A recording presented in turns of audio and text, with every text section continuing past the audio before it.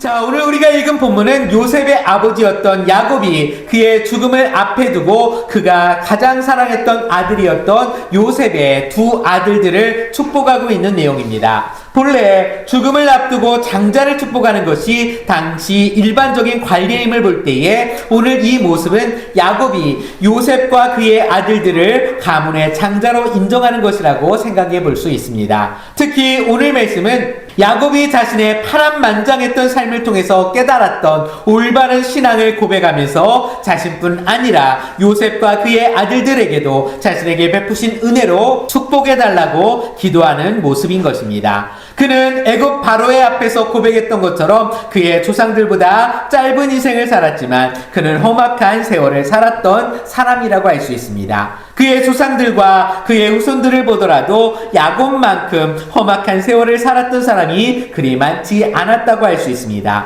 그러나 그는 그 인생의 굴곡 가운데에서도 자신이 사랑하는 자녀들이 자신이 깨달은 신앙 고백을 마음 깊이 아로새기고 그에 따라 아름다운 신앙인의 모습으로 살게 하려는 소원이 있었던 것입니다.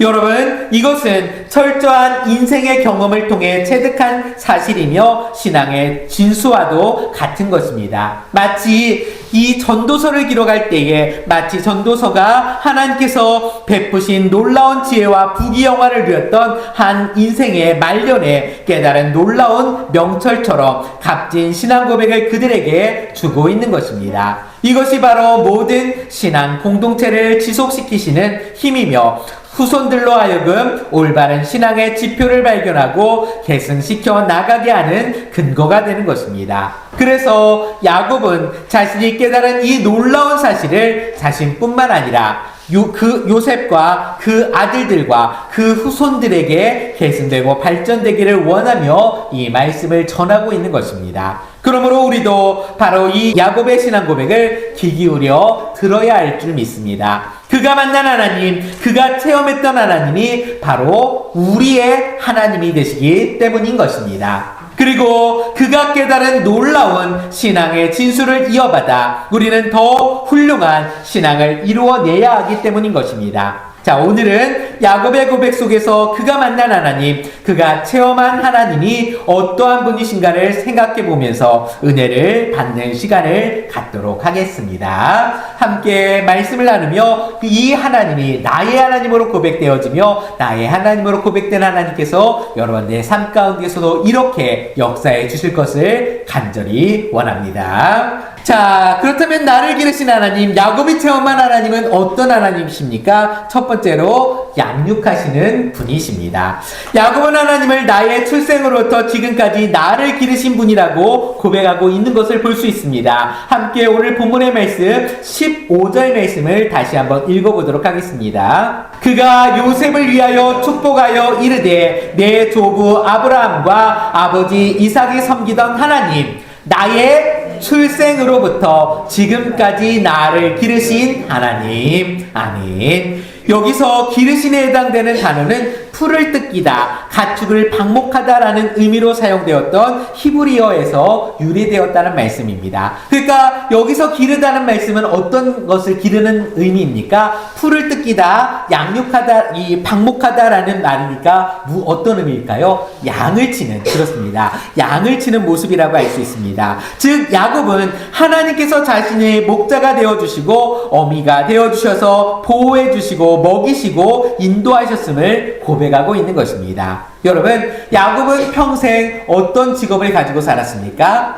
양치기였습니다. 양을 치는 목자였었습니다. 그는 이렇게 목자로서 살아왔을 뿐만 아니라 더욱이 야곱이 자기 자신을 고백할 때에 낮에는 더위와 밤에는 추위를 무릅쓰고 눈 붙일 겨를도 없이 양을 보살폈다라고 이야기할 만큼 매우 성실하고 열심 있는 목자였다는 사실입니다. 그런데 바로 이러한 마음으로 하나님께서는 야곱의 태어날 때부터 죽음에 이르는 날까지 그를 기르시고 보호하셨다라고 고백하고 있는 것입니다. 함께 시편 95편 말씀을 고백합니다. 그는 우리의 하나님이시오. 우리는 그가 기르시는 백성이며 그의 손이 돌보시는 양이기 때문이라. 너희가 오늘 그의 음성을 듣거든. 아멘. 우리는 어떤 존재라고요? 하나님의 백성이요, 하나님이 기르시는 양이라고 말씀하고 있습니다. 성경은 하나님께서 우리를 돌보실 때에 어떻게 돌보신다고 합니까? 주무시지도 않고 졸지도 않으신다라고 말씀합니다. 하나님이 주무시지도 않고 졸지도 않으신다는 말은 어떤 의미입니까? 우리를 눈동자와 같이 돌보고 계신다라는 말씀인 것입니다. 우리를 지키시는데 어떻게 지키신다는 것입니까? 졸지도 않고 주무시지도 않고 철저하게 우리를 돌보시고 보호하신다는 것을 나타내는 말씀인 것입니다. 우리의 앉고 일어섬도 아시며 우리가 먹고 마시는 모든 것도 하나님께서 아시며 우리를 눈동자와 같이 지키시고 기르시는 것이 하나님의 은혜요 축복임을 깨닫게 되기를 원합니다.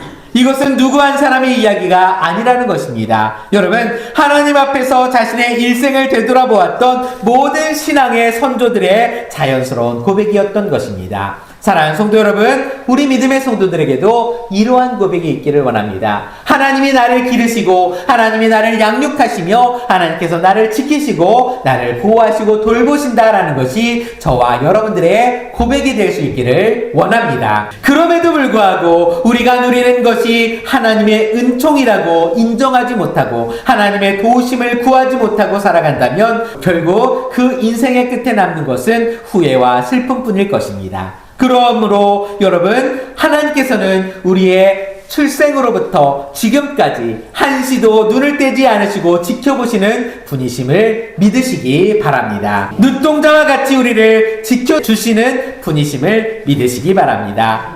우리가 그 하나님을 인정하고 감사하며 의뢰할 때에 더욱 큰 은혜와 축복의 열매를 얻을 수 있음을 믿습니다. 두 번째로 우리 하나님은 어떤 하나님이라고 고백하고 있습니까? 모든 환난에서 건지시는 분이십니다. 함께 창세기 48장 16절 말씀을 보도록 하겠습니다. 나를 모든 환난에서 건지신 여호와의 사자께서. 아멘. 두 번째로 고백은 무엇입니까? 나를 모든 환난에서 건지신 여호와 하나님이시다는 것입니다. 여러분, 모든 환난에서 자신을 건지신 분으로 고백하는 이 고백 속은 우리의 고백도 되어야 한다는 것입니다. 우리가 이 세상을 살아갈 때에 고난도 있고 환난도 있습니다. 여러분, 내내 여러분 지금까지 살아오시면서 행복하기만 하셨던 분 있으십니까? 아무 걱정 근심도 없고 나는 즐겁고 평안했습니다 하시는 분 한번 손 들어 보십시오. 없습니다, 여러분. 우리의 인생은 늘 환난과 어려움이 있었다라는 것입니다. 그럼에도 야곱은 어떻습니까? 야곱 역시도 이 환난과 고난을 당하였습니다. 성경 안에서 손꼽힐 만큼 큰 그러한 환난들을 당했던 사람이 야곱이었다는 것입니다. 그러나 그 환난은 그를 망하게 하거나 죽이거나 실패자로 만드는 환난과 고난이 아니었다는 것입니다. 하나님께서 그 모든 환난과 고통 속에서 그를 더욱더 단련시키셨고 거룩한 이스라엘로 만들어 주셨다는 사실인 것입니다. 뿐만 아니라 그의 위기가 오히려 기회로 바뀌는 은혜를 입기도 하였던 것입니다. 그래서 야곱은 그의 자신의 고통이 얼마나 컸었는지 이야기하고 있지 않습니다. 오히려 그 고통 가운데에도 자신을 지켜주시고 건져주신 크신 하나님을 고백하고 있는 것입니다. 성도 여러분, 우리가 지금 당하고 있는 이 어려움이 진정 크다고 느껴지십니까?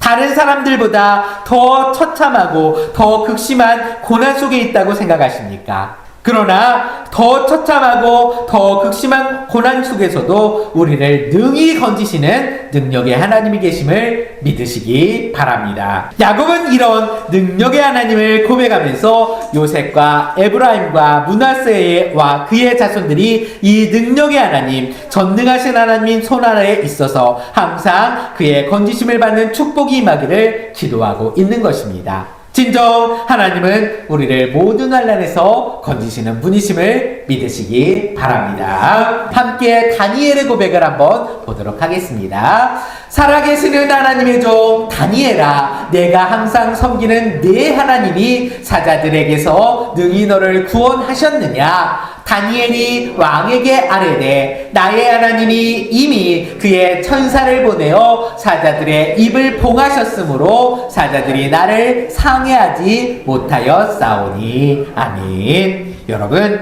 우리가 사는 이 세상은 항상 위험이 상존해 있다는 것입니다. 늘 위험과 어려움이 있습니다. 생각하지 못하는 순간에 어려움을 당하기도 하고, 나는 안전하게 가고 있는데도 어느 순간에 갑자기 차가 와서 들이박을 수도 있다는 것입니다. 여러분, 우리는 늘 위험 가운데 살아가고 있는 것입니다. 우리는 실패의 늪에 빠지기도 하고 고난과 고통, 좌절의 수렁 속에 빠질 수밖에 없습니다. 그러나 어떤 죽음의 늪에서도 좌절 수렁에서도 능히 건져 올려내어 온전하게 하시는 그 하나님을 믿는 믿음을 가지고 살아간다면 우리에게는 어떤 실패도 좌절도 죽음도 없을 것입니다. 그러므로 우리는 이 믿음으로 살아야 할 줄 믿습니다. 우리를 모든 환난에서 건지시는 하나님을 믿는 이 믿음으로 사는 자만이 진정한 승리의 삶을 살게 됨을 믿습니다. 셋째로 우리는 어떻게 하나님을 고백합니까? 세상에서 번성하게 하시는 분이시다라는 것입니다. 함께 16절 말씀 뒷부분을 또한 읽어보도록 하겠습니다. 이들로 내 이름과 내 조상 아브라함과 이삭의 이름으로 칭하게 하시오며 이들이 세상에서 번식되게 하시기를 원하나이다. 아멘. 마지막으로 야곱은 하나님께서 두 손자를 번식되게 해주실 것을 간구하였습니다. 이것은 하나님께서 야곱에게 베푸셨던 번식의 축복을 두 손자들에게도 허락해 주시기를 빌고 있는 것입니다. 여러분, 야곱은 어떠한 번식의 축복을 받았습니까? 원래 야곱은 이 아내 라헬을 사랑해서 라헬을 얻기 위해서 7년 동안 무보수로 봉사하기로 하였습니다. 그런데 7년이 딱 지난 다음에 결혼을 했는데 누가 오게 됩니까? 언니였던 레아가 오게 되었고 라헬은 딱 이 주지를 않았던 겁니다. 그래서 가서 따집니다. 아니 외삼촌 원래는 라헬을 주기로 하지 않으셨습니까? 했더니 언니를 보내지 않고서 동생부터 보내는 법이 없다라고 하면서 다시 7년 동안 이 무보수로 일할 것을 약속하면 라헬도 주겠다라고 했던 겁니다. 그래서 그러기로 하고서 다시 결혼식을 또 해서 이 라헬을 얻고, 그래서 몇 년을 또 봉사하게 됩니까? 7년을 또 봉사합니다. 그러니까 총 몇 년을 무보수로 일했다고요? 14년을 무보수로 일했던 겁니다. 그러고서 이제 또 6년 동안을 또 일하게 되는 겁니다. 그러면서 이제 더 이상은 무보수로 일할 수 없으니까 외삼촌에게 그럼 저에게 그런 보수를 이제 노동의 대가를 달라라고 이야기를 하게 됩니다. 그러자 이 라반이 무엇을 이야기합니까? 외삼촌이 그러면은 이 우리 양떼 가운데서 요번에는 점 있는 것만 네 보수다라고 이야기를 합니다. 그러면서는 이 라반이 어떻게 했냐면 자기네 그 집에 있는 이 점 있는 것들은 다 따로 빼돌려서 자기네 아들들에게 맡기고 이 깨끗하고 하얀 것만 이 야곱에게 맡겼던 겁니다. 자, 그런데 야곱이 어떻게 합니까? 그래서 그것을 하나님 앞에 기도할 때에 그들이 물 먹을 때에 그런 나뭇가지를 이렇게 껍질을 벗겨서 이렇게 세워놓으면은 그 밑에서 물을 먹는 양들은 다 무엇을 납니까? 점 있는 것을 낳던 겁니다. 자, 그러니까 이 라반이 또 이번에는 이 점 있는 것, 얼룩무늬 있는 것만 그럼 너의 것이다라고 할 때는 또 그 다음에 태어나는 것들은 다 뭐만 태어납니까? 얼룩무늬 있는 것이 태어난다는 것입니다. 튼튼하고 건강한 양들은 얼룩무늬를 낳게 되고 비리비리하고 약한 것들은 그러한 하얀 양들을 낳게 됐던 것을 보게 되는 것입니다. 왜 그렇습니까? 하나님께서 함께 하셨기 때문입니다. 그가 무고수로 일하게 되었던 모든 노동의 대가를 하나님이 갚아주시고 하나님이 얻을 수 있도록 번식의 축복을 그에게 허락해 주셨던 것입니다. 이것이 바로 야곱이 받았던 번식의 축복이었고 지금 이것을 자기의 손자들인 에브라임과 므낫세에게 빌고 있다라는 것입니다. 또 한 가지, 야곱이 말년에 야곱과 그의 자손들이 7년 대흉년을 겪을 때에 하나님께서는 그들을 애굽으로 보내고 계십니다. 그곳에 정착하게 하신 하나님의 첫 번째 목표가 무엇입니까? 원래 애굽으로 내려갈 당시 그 인원수가 몇 명입니까? 70여 명이었습니다. 그러나 이 애굽에서 사는 동안에 나중에 출애굽할 때에 백성들은 몇 명이 됩니까? 60만 명으로 불어나게 되었던 것을 보게 됩니다. 하나님께서는 바로 이 애굽으로 내려가서 살게 함으로써 그들이 안정적인 환경에서 최대한 번식하며 큰 무리를 이루도록 진정 이스라엘 백성을 만들기 위하여 이곳으로 내려보내셨다라는 것입니다. 실제로 하나님의 축복으로 이스라엘 민족은 불과 430년 만에 70명의 인원이 장정만 600만 명에 이르는 엄청난 증가를 보였고, 이것은 당시 평균 인구 증가율로 볼 때도 감히 상상해 볼 수도 없을 만한 엄청난 증가였다라는 사실인 것입니다.